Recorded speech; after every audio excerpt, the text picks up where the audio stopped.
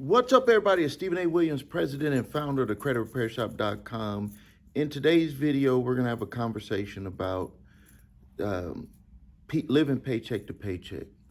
I get a lot of emails, a lot of comments on here. I see the news reports, and I admit that I was shocked when I learned that 64% of Americans are living paycheck to paycheck. I know I don't have to define it to you, but just in case, somebody is living under a rock, I'm going to define it. Living paycheck to paycheck means that when you get paid when you get your paycheck, you need that whole paycheck to just be able to survive for that week or those 2 weeks. And most people, they're finding that 21% now don't even have enough to make it through the full month. So they're not living paycheck to paycheck. They're living what's called paycheck to credit card to paycheck to credit card. And they're like scrambling to pay this with that and pay this card off or pay this minimum payment and get their paycheck and take care of what they can. Like it's just like a vicious cycle.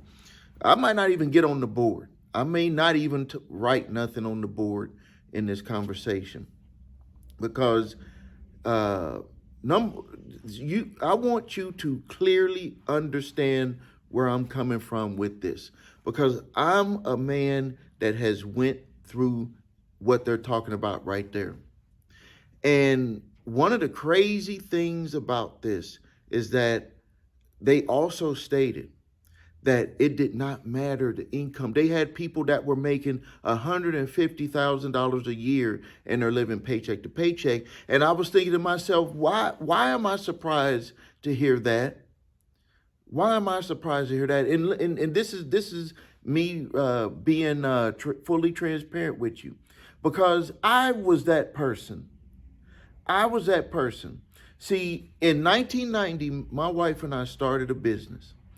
A company called Blue Book Milwaukee. We started an advertising magazine. We had no money. We were both 20 years old, and we had a dream, and we wanted our children we wanted a good life, and our children to live a good life. And we were like, here's a opportunity that we thought, because at that time, the only option for small businesses was to advertise in the daily papers, and that was very expensive. So businesses just felt that they didn't have nowhere to go. And software and computers and all of that stuff was just blowing up at that time. I know this might be a little bit too much for you younger folks, but this is what was going on. Back then, computers were like being introduced. We could get computers, even though they were $2,000 and $3,000, but it was like opening up the world to us. Now computers are a dime a dozen. You got tablets and all of that stuff. But my wife and I did some work with our local NAACP branch, and we learned from them by helping them with the Freedom Fund magazine that there's a need to help small businesses. There's no one helping them. Now, it was not easy building a business, but I'll save that for other people who are interested in the ups and downs on growing a business. Long story short, within 4 years, from 1990 to 1994, we have a business that's bringing in roughly about $8,000 to $10,000 income for ourselves on a monthly basis. So we went from like barely making any money. I was a security guard at a local college when I got out of the military, and she was working at a factory. We're 20 years old, no money, to having $10,000 a month 4 years later, feeling like we're on top of the world. And this is crazy. Our goal when we started the business was that we were like, if we can make $6,000 a month, we were rich. Like we were like, if we can make $6,000 a month, we were rich. And the reason why we based that, it was based off of our awareness. We were like, you get a car, I get a car, we have a house, we have money saved, we don't spend that kind of money. That's what we were basing it on. Lo and behold, this is the thing, and this is why you're in trouble with your credit. This is why we got in trouble. That the more money you make, the more money you'll spend unless you're disciplined. And so in 1994, my wife and I sat down and we were like, we cannot continue living this way. We done built up over $300,000 in debt. $300,000. How much debt do you have right now? So we had actually did what people are talking about right now. We made more money, had more opportunity, and look at what we did with it. So that's why when I talk about the first thing that you got to get in your mind, which is the first thing that we did, is you have to change yourself. There is no one that we could have went to. We didn't file bankruptcy, but we could have. And there's nothing wrong with filing bankruptcy if you find yourself in that situation. We were just fortunate enough to not have to file bankruptcy. And I'm glad that we didn't, because what I did then is what I teach people to do right now with the Credit Repair Shop, on how we repaired our credit, how we got out of debt, and how we dealt with debt collectors. I learned a lot during that period of time. I was in court. We were doing settlements. We had to repair our credit afterwards. So I've went through it. I felt it, the ups and downs, the repossessions, losing credit cards and having people call. I've done all of that stuff. So I know the first thing that you got to do is you have to change yourself. Because if you don't change yourself, the first thing that's going to happen is that you're going to be taking in all of this stuff from the outside. It's like people are just throwing stuff at you, and it's hitting you and it's wearing you down. You can't even sleep at night. It's going to make it tough on you. You and your spouse are going to be fighting, or you and your girlfriend or boyfriend or whoever you're with is going to be fighting. The kids are going to be watching you. They're going to be looking at you. And they're going to be learning from what you're doing. You're setting a bad example, and now you're passing down your bad habits, emotional bad habits down to them, financial bad habits down to them, bad credit passing it down to them. So the first thing that you got to do is you have to commit to change, because when you commit to change, a lot of stuff lines up in your favor. Sometimes it is very hard to express that, but it truly happens. If you're a religious person, maybe you can think of it that way, or you're a universal person, you can understand what I'm saying is that when you have your mind set the right way, people come into your life. That's why you're here on this video. You might be where you're about to turn the corner and you came across my video, or you've been a subscriber on my channel and you're just like, something is telling me I have to watch this specific video. That is a message to you. Just like the messages that came to me and my wife, the message that came to us in 1994, if you don't fix this, you will not be married. Your kids will have destruction in their life. Your business is going to fall apart, everything. But that's a thin line. Just think, if we would not have sat down at that time and made the decision, I may not even be sitting here making this video with you. We don't know that. But I can tell you that we were heading down the wrong tracks, down the wrong road. And we made those changes.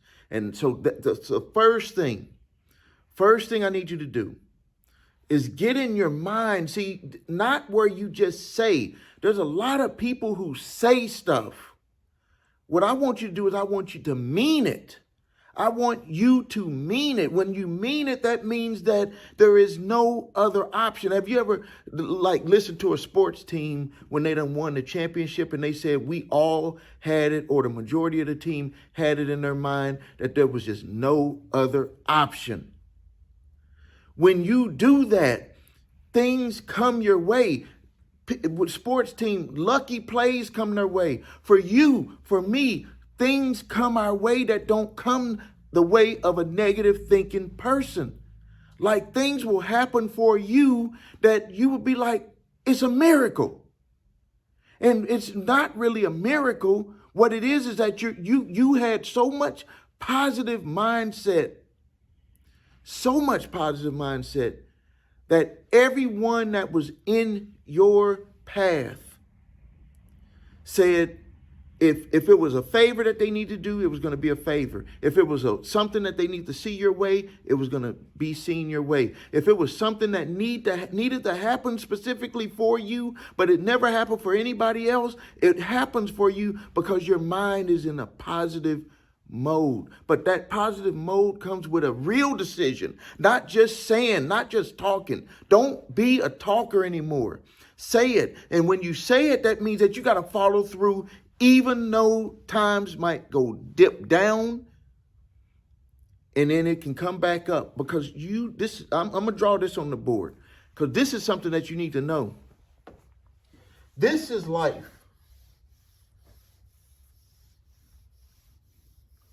This is life. And one thing that I learned, among the other things, but this is a important lesson. If you can encapsulate what I'm about to tell you into your life, it is going to make a huge difference. Is that no matter what this is, you have to remain the same. Boy, when I learned that, it made a huge difference. Because if you make more money today and you make less money tomorrow, you are still the same person. Don't let outside stuff define who you are. Don't let your credit score define who you are. Don't let your credit report define who you are. Don't let the debt collectors define who you are. Yes, you deal with them. This is dealing with them. This is dealing with stuff.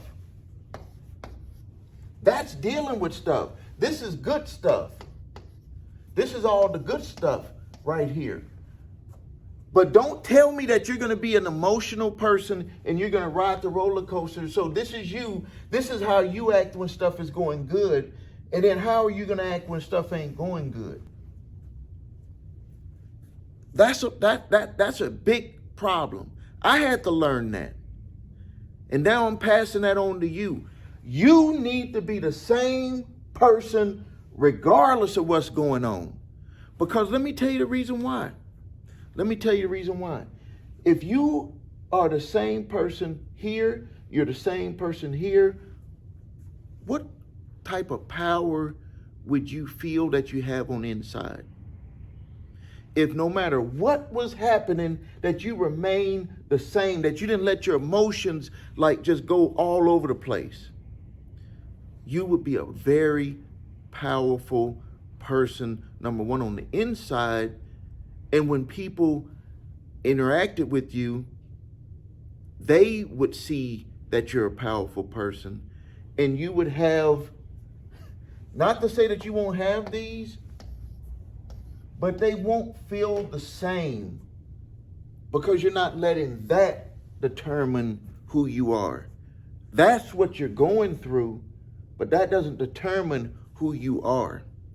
You need to be the same person regardless. So to stop living paycheck to paycheck, number one, you have to, and let me get my thoughts back together. You got to make a decision. You got to make that decision. You and your spouse or yourself or whoever you're with, or if you're single, you got to make that decision. And you got to change yourself to have a positive mindset. Number two, you got to start understanding that your mindset controls what's happening on the outside. Outside does not like just come to get you. It might seem like it, but you're actually projecting that. When your emotions are like this, guess what's going to come from the outside? Because you're asking for it. Stop asking for it, and you will see that this will not be as hard to go through because you're going to remain the same person regardless. I'm not saying not to get very happy and reward yourself when good things are happening, but what I'm saying is that the more money you make, don't let that change you. We see that happen too much with people. Now, the other stuff that you're going to have to do, the next steps, is you're going to have to start not living paycheck to paycheck. You're going to have to put together a budget. And I know that this takes work. There's a lot of fear that gets into people's mind when they have to sit down and they have to look at the budget. I, I, I understand it. Even when I go through stuff for my business, like I have to make certain decisions, it's like, man, I got to sit down and do that. And it is not even as detrimental as people that are living paycheck to paycheck. This is just business decisions that I got to make.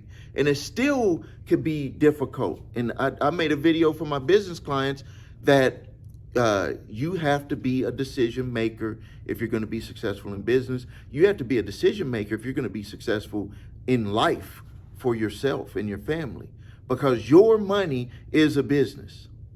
And so you're going to have to put together a budget. And the only way you're going to put together a budget is you're going to have to write down everything that you're spending money on. Write down everything that you're spending money on, all of your monthly payments, everything. And then the next thing you got to do is you got to find where is the hidden money that is going out that is not a bill or a payment on something. Where is other money going? Because when we found that out, we were like, this is how we're going to pay off these debts. This is how we're going to settle. And the easiest way to do that, this is the way that I teach people to do it. Get an envelope. And for the next week or 2 weeks, every time you spend money, like if you're going to get coffee or food or restaurant, whatever, don't change nothing, because if you change it, you're going to have anxiety because you're not getting to do the things you used to do. Just put the receipts in that envelope. You know, you always say, no, I don't need a receipt. Get your receipt. Put it in that envelope. And at the end of a week or 2 weeks, I want you to open that up, or maybe you have to do it a month, depending on how you spend your money. And you add up all of that, and that's where your extra money is going. Right there. That's where your extra money is going. I had an employee one time say, I need to save, $1,000. I want to start saving money. And I said, you need to just save $5 out of your paycheck. I said, $5? He was like, you crazy, $5 out of his pay. I said, yeah, show me at the end of the month that you save $5 out of your paycheck. Guess what happened after the end of the month? I said, did you save $5 out of your paycheck? It's been 4 weeks. He said he didn't even save $5 out of his paycheck. So that's why I'm saying you have to go through that process. It's a change on the inside first, not on the outside. I told him exactly what to do. Did he follow it? No, because he didn't change on the inside. To be a saver of money, you have to change the way you do things and the way you look at things on the inside first, and then on the outside, that stuff will materialize. Now, the next thing that you need to do, once you see your budget, once you see, hey, this is where we can cut, then you got to make a determination on how you're going to get out of debt. Some people may be solidly, legitimately bankrupt, and you have to file bankruptcy to reorganize everything. Other people may only need to be able to fix their situation, which is what happened with my wife and I, is that you just start giving stuff back. Like, we had too many vehicles. Here, come get it. We're going to do a settlement. Credit cards, close those. We're going to do settlements on those. Basically, that was the process that we used. And then after we took care of that stuff, which it took us 5 years, it won't take you that long unless you have a high amount of debt. 5 years, and then after that, we repaired our credit, moved on, never made those same decisions again. We learned from it, but we changed from the inside. We didn't, the outside will give you all of these Band-Aids and stuff like that. There's been plenty of people who filed bankruptcy, plenty of people who got debt consolidation loans, didn't change on the inside, right back in trouble 4 or 5 years later. Same situation. So that's what you have to do. So I didn't really get on the board here, but this is an important video. When I saw that report, I was like, man, I got to get on here and talk to you. If you need help with your credit, please visit us at thecreditrepairshop.com. Watch the video, what makes us different, so you can see my 8-point validation process and my 2-phase settlement process. Settlement process.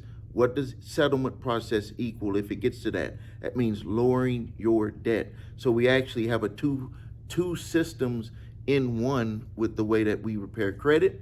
If you need your credit reports and scores, because there's no way that you can know what you're up against to repair your credit without getting your credit reports. Go to the website, the number 3scores.com, grab your TransUnion, Equifax, Experian credit reports, and all 3 scores. If you have debt collectors coming after you, I have a solution for you. Grab my statute of limitations letter for debt that is past the legal statute of limitations to collect. Grab my cease and desist collection activities letter, not a cease and desist talking communications letter. We want you to stop coming after me for this debt unless you can answer these questions. And then there's a debt validation letter that you can go back and forth with if they try to continue coming after you. This will usually stop most debt collectors. There's a link below this video. You can grab those. I do ask for a donation. It's well worth it because it can save you time, money, and frustration. I invite you to grab those. And I have an updated letter for $29.95. You can grab those. That one has even more information on there that we challenge debt collectors for. Those are designed by me, not from somewhere else, not templates. This is designed by me. This works every day in our office. I invite you to grab those. If you are being sued by debt collectors, third-party debt collectors, we have a link below where we can assist you with your response to the court. You do have a right to challenge any third-party debt collector for the debt that they're trying to attempt to collect from you. At least you will have a chance by fighting. I would like to thank you for your time. Please post your questions and comments. Please subscribe to the channel if you haven't done that yet. This is Stephen A. Williams, President and Founder of thecreditrepairshop.com.